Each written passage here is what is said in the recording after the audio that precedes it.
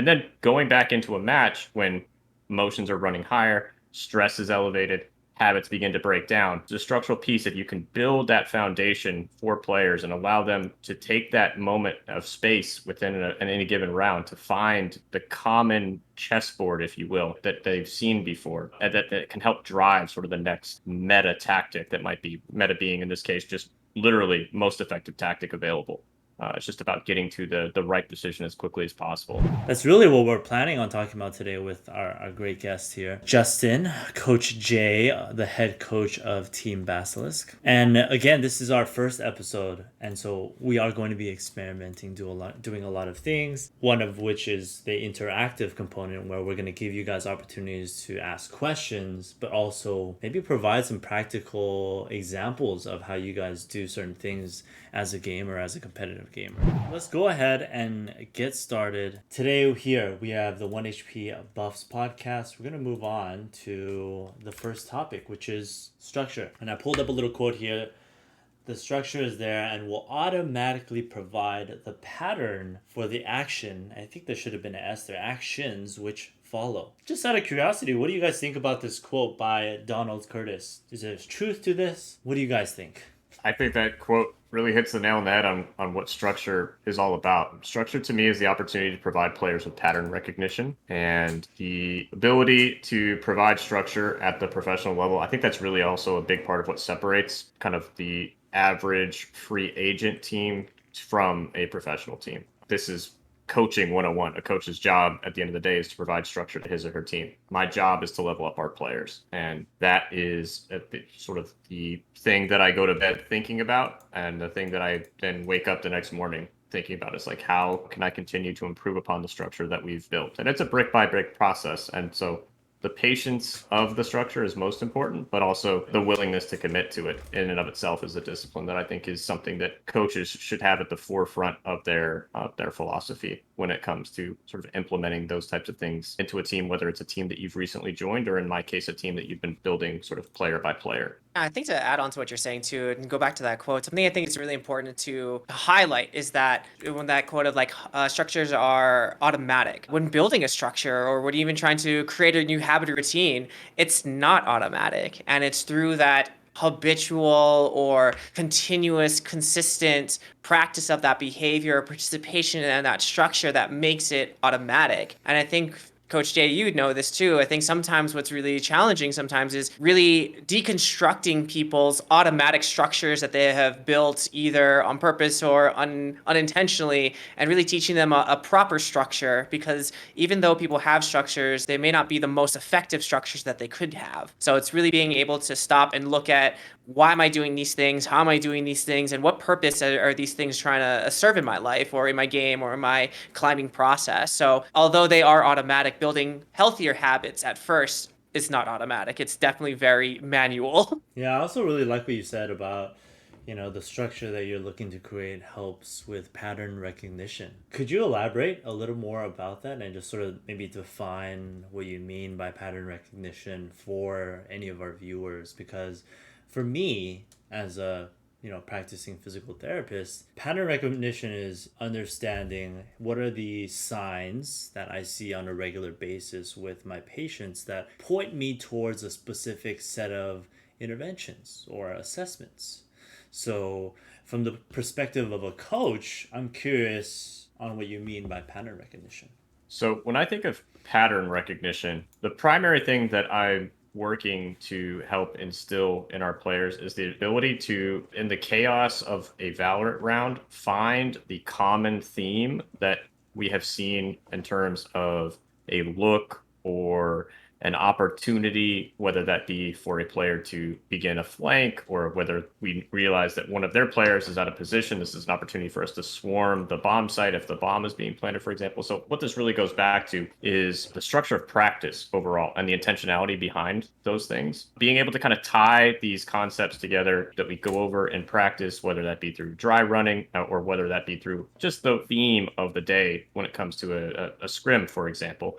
And then going back into a match when emotions are running higher, stress is elevated, habits begin to break down. It's a structural piece that you can build that foundation for players and allow them to take that moment of space within any given round to find the common chessboard, if you will, that they've seen before, and that can help drive sort of the next meta tactic that might be meta being, in this case, just literally most effective tactic available. It's just about getting to the right decision as quickly as possible. I think that structure can help with a team to really hone in on that quickly and then engage in a way that creates the greatest outcome for success. I really love how eloquently you put that. I mean, I think if in a way, just so I'm understanding, kind of helping your players create a flowchart over time that it becomes more and more clear to make decisions to perform certain actions based on your coaching themes. Is that a fair way to describe what you're saying, or Yeah, is it not so much a flowchart?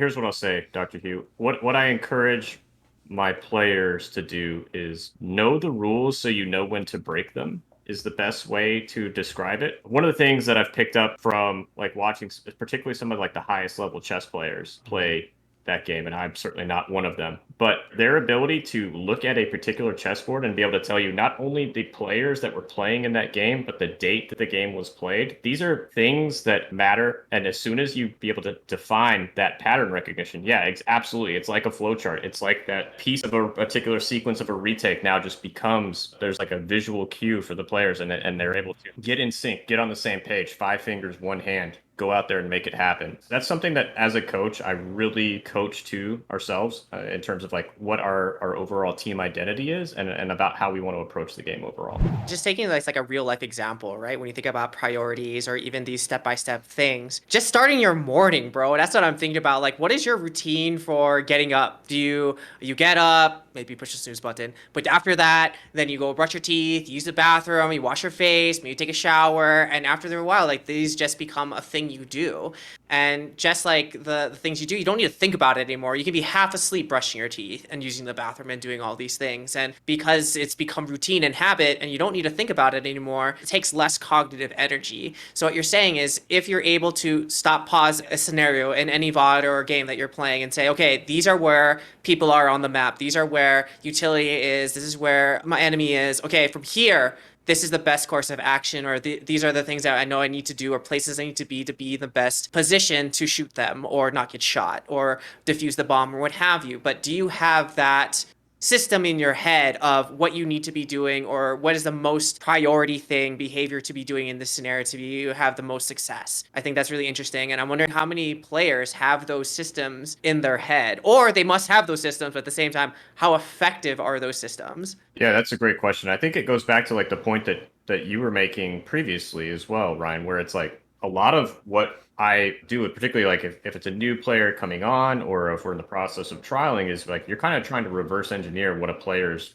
current process is to sort of see how like where like you're almost Venn diagramming, right? Where are our overlaps? Like what are our natural strengths?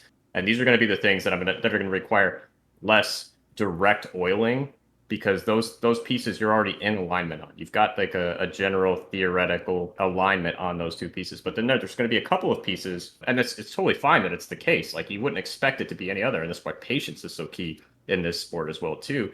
Of like, all right, we're going to have to provide a lot of feedback, a lot of touch points on this day in and day out, and that's one of the things that I continue to stress to the players. It's like when you guys think you got it, like you're not even at the point of getting it, and so I'm going to piss you off sometimes. Like you're going to be annoyed because I'm going to say this thing over and over and over again. And you're going to be like, yeah, dad. Yeah, coach, I got it. And I'm going to be like, no, you're only just beginning to get it. It's like the automaticity of like driving, right? For example, us being a little bit older, we can drive sort of without engaging so much of like the conscious effort. It's much more Yeah. subconscious, right? And it goes back to exactly what you're talking about. How do we continue to habitualize these big picture ideas for players?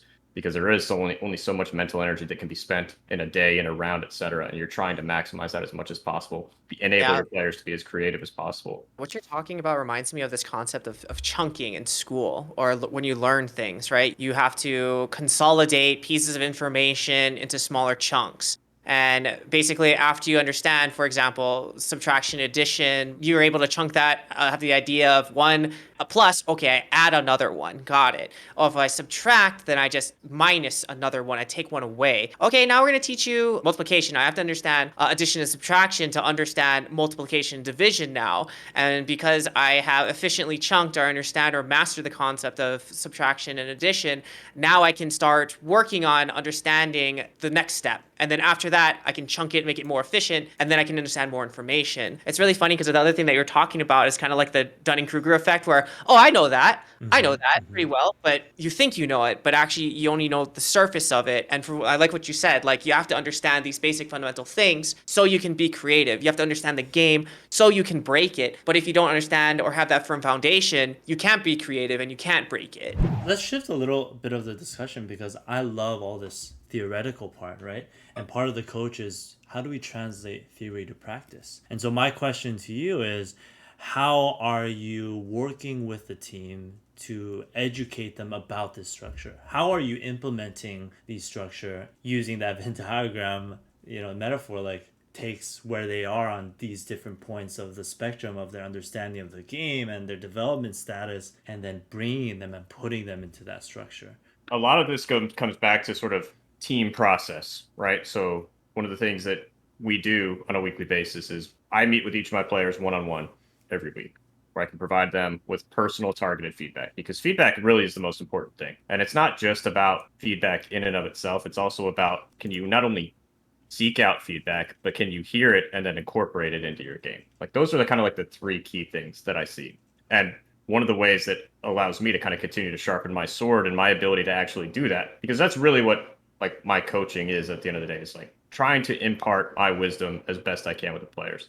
And our organization, what I'll say is they're just really fantastic about empowering us to kind of get that little bit of an edge every single day. The same way that I meet with my players one-on-one, I have a one-on-one weekly meeting with my CEO. I get direct feedback from him on how I'm doing, how I can continue to level up my game. The two co-founders, one's a data scientist, so that's a huge piece. Like you get a lot of this sort of structural piece and the components that can be broken down into smaller chunks that make things more palatable for players. But then you've also got two guys who have run several successful businesses before. And so the leadership and the mentorship, so much of that is me kind of just continuing to work on my own craft as a coach. I will say that like every day I just jot down like, what did we work on? What went well? What needs work? And then what am I doing the next day? And that just even that small framing, to your point earlier, Ryan, where you were talking about like, what's your routine when you get out of the day? I don't have to wake up in the morning, sit down at my desk and be like, all right, what am I going to work on with my team today? Let me just pull something out of a hat here. And okay, I'll just quickly watch that. It's like, no, like my process, the more that I strengthen my process, the more that I can be very intentional with our team and provide each of our players with the targeted feedback that they need to go out and execute. And these guys are true pros at the end of the day as well, too. Like we're not working with like this blank canvas where so much of this needs to be ingrained. It's really just about the 1% gains day by day by day, and then scaling that. That's sort of an exponential level. I'm wondering for you too, like looking at your structures or your routines and your coaching, what would you say are like the most important ones that you're like, these are like this structure, without this one, everything else kind of falls apart. As I know they're all important, but the one that you rely on the most or the one that you have found to help you succeed in your career or coaching your players, what would that structure be, you think? I will just say that I operate this team like a professional sports team in a professional sports space. So being on time, like that's first and foremost, like one of the things that matters. Accountability matters because I truly believe that if you can't do the small things right, you're not going to be able to do the big things right. Additionally, the fact that everybody at Basilisk is essentially a pro in their own role just makes things so much simpler from a structural standpoint because our players just need to come in and play. They've got myself in the coaching spot who's been doing this for a long, long time. We've got the social media team that sort of helping craft our players and making sure that they stay singularly focused on what's within their control. Additionally, like we've employed several people in this room. You know, Ryan, you've worked with our team now extensively on the mental side of things. Matthew, you've worked with several of our players, or at least one of our players off the top of my head that I can recall on the physical side of things. So we just take things very seriously and we really just make it all about empowering our players to do their jobs. And when you can have structure at the organizational level, that just all trickles down into the team aspect as well too. And that's what makes it, I think, really exciting for our guys is they always know where they stand. They know what they need to be working on. They're getting targeted feedback, and then they're going out and just giving their best effort, which is something that I really appreciate about all the guys in our team.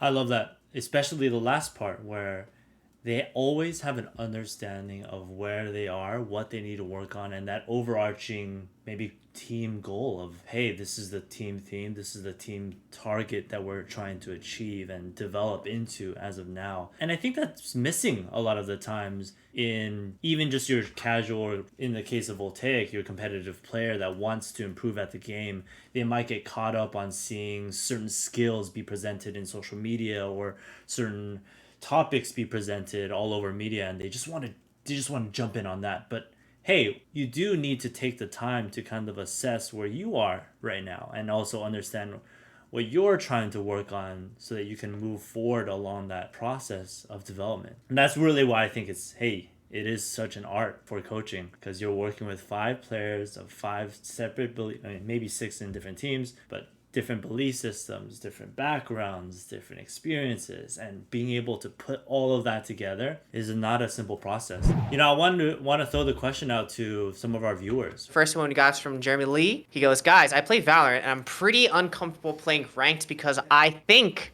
I'm not good enough. Can you give me some advice to build confidence? And then he follows up to you. I'm wondering, do you guys know what the chances are to go pro in Valorant? If that's the second question from Jeremy Lee. But this is the first one of, I'm These are pretty good questions. uncomfortable playing ranked because I think I'm not good enough. I think I'm not good enough. Can you give me advices to build confidence? Interesting question. Well, what I will say, first of all, Jeremy, you're not alone in those thoughts. Everyone that I know suffers from ladder anxiety. This is a very common thing that happens, whether it's in a team game like League or like Valorant, or in an individual game like StarCraft. These are very normal things to be feeling. So first of all, don't sweat that you feel that way. Awareness is really important about that. Secondly, like when I hear someone say that they think that they're not good enough, oftentimes I feel, and I could be wrong, that this is a manifestation of putting what other people think about you at the forefront of how you think about yourself. The first thing to do is like, you could just let that thought go. I know that sounds, in theory, like very challenging, but at the end of the day, it is just a thought sort of passing by. And if you could just acknowledge that you feel that way and find something to center yourself in besides that, that's really to me, the only pathway towards mastery or moving forward, is just really being able to kind of have that introspective, intimate conversation with yourself and find the discipline to move forward, because discipline is what will drive you forward when everything else is sort of telling you to stop. I like that. I think to add to Coach's statement, the best treatment for anxiety is always exposure, right? So if you're afraid of being ranked, I'm sorry, that the best treatment for that is playing more ranked and understanding how it, like, just going through that process. Coach Chase said discipline. I'll use the word force to put yourself in that situation, because the more you're used to that situation, the less anxiety provoking it will be. I think the other side of that, and what I love what Coach Jay kind of said, was not all of your thoughts are true. I think we have this natural inclination as humans to believe any thought that comes into my head it must be absolute fact. But if you really stop to think about thoughts, they're not always facts. There could be just observations. They could be just that, thoughts. So is this thought, is it true? How true is this thought? And at the same time, if you think that thought is true, are you looking for things to confirm what you think? If you think you're not good enough, are you looking for things that confirm that you are not in fact good enough? Or are you looking for things to challenge that thought of, I am actually good enough? Because really interestingly, with your thoughts, we often find what we think. So I'd suggest that you challenge that thought and ask, how true is that one? And just try to play and go for it. Suggest looking for improvement than just the dubs. I don't know, Matt. What do you think, Ben? Yeah, I mean, I think circling back to what Coach Jay said, also just kind of understanding what you're trying to focus on. Sometimes that can ground you, and focusing on an objective within the game can provide some confidence instead of thinking about this fear or concern, or what Coach Jay said also, what other people might be saying is important for you at a certain rank to pay attention to. Just focus on what you know about your own game that needs to improve. Move that 1% at a time forward, and you can be confident that it will be improving. It's funny that we're talking about confidence because we actually just had a team session with one of the teams we work with. And I think it's really important to recognize that confidence is not a trait like aggressiveness, like passiveness. It is a state. It can fluctuate. And so there are things that you can do in the moment with your teammates that can increase your confidence. Like, again, grounding yourself in objectives, grounding yourself in actions that you are more confident in, right? And that's why, hey, in a team game, confidence can come from not only yourself, but from your team, because it's a state. It is not a trait. So I got one from, I think it's Garbame. Anyway, Yeah. the question is how to explain someone who's bad in a motivating way. And I was like, what do you mean, man? And they go, putting someone in their place because they think they are, quote, too good for their rank, end quote, to be able to grow and get better. This is a good question. This is a really good question. Coach J, I want to see.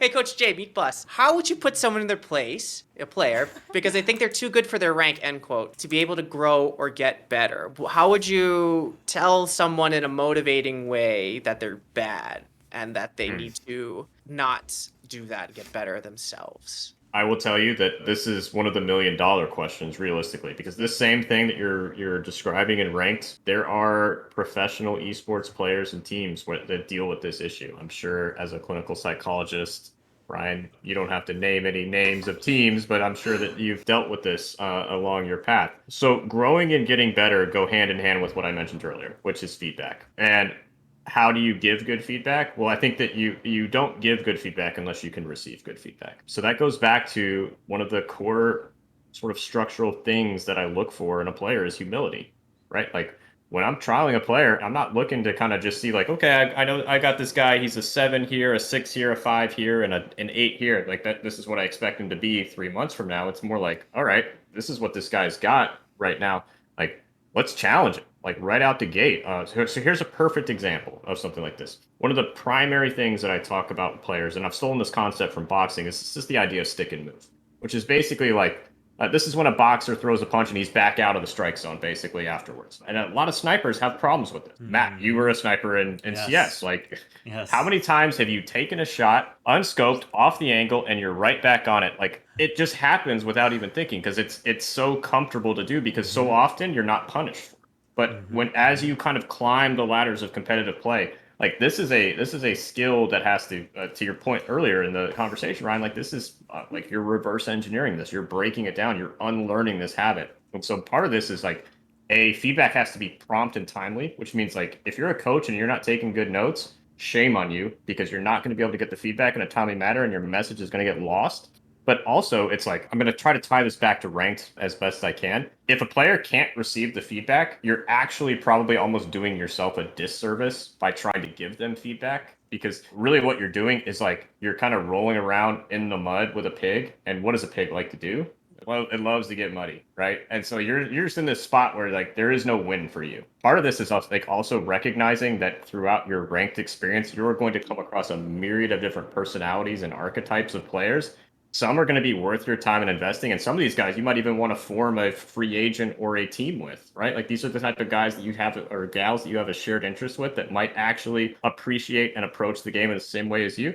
But then there's going to be others that putting a player in rank in their place might feel good and it might be like a feel good moment for you. But at the end of the day, like you're almost sinking to their level if it's not something that you're having like a true conversation where there's some active listening happening and they're like taking the information and actually sitting with it. So I would caution our questionnaire to make sure that they don't spend too much energy because we only have a limited amount kind of trying to right the wrongs of ranked as much as just experiencing it and learning yourself and growing from it. I think it's really funny. Well, first of all, I'd stick their nose in it and say bad and hit them. Not just joking. Don't do that. Because I agree with you. Like, if you try to fight fire with fire, typically with this type of player, like you're not going to get anywhere. I think it's really interesting when people say they're too good for their rank or I don't feel like I should be here because I'm better than this. Then my question back to them is, why aren't you there? And as soon as they say something external, other people, this thing, da da da, it's like, all right, now you're placing your power and control in something external that you have no control over. But at the same time, if it's not a ranked thing and it's the team thing and they're pointing to their teammates, and if it's true that they're objectively the best player on the team, then in that aspect, it's like, okay, if you really want to be the best player on this team, that's great, but we can't win just with one good player. And if it's true that everyone is holding you back, now it's on you as the best player to either A, support your team, or learn to play with the team a little bit differently to become the best player for this team. And if they're like, well, that's not fair, that's not on me, then it's like, well, it's a team game. I'm sorry. I wish that really wasn't. And then go play fighting games. Go play Smash. This is a team game. Like, being the best player is not only mechanics, not only ranks, not only knowledge, but it's now being the best team or best player for this team. So sure, I agree with you. You're the best player. We can sit in here, we can bitch and moan, and guess what? We're still losing games. So if you want to win more games, how do you plan to do that? And what are you going to do that's in your control to win us more games? And that's not play better, because you can go and try to be the hero, but if you're dead, you're no longer the best player because you're not alive. So what is in your control to help this team be the best team that we can be? That's what I would say. Yeah, I love that you scout for humility, right? Because ultimately, if they have this ego, that's going to get in the way of them being willing to play with the team, being willing to, adapt their play style to think even a team first instead of thinking me first. How can they change around me versus, well, hey, this is a team first environment and we have to think about how we can work with the team. So I love that. And sometimes, for them, it's just a habit that they've developed over time, since they've been so good for such a long time, and maybe they've historically been on a team where they were the best player. And so coming into a new team, will they just be open-minded? Most often not. It just means that the coach or management or the clinical psychologist might need a little bit more work to help the player develop a new habit.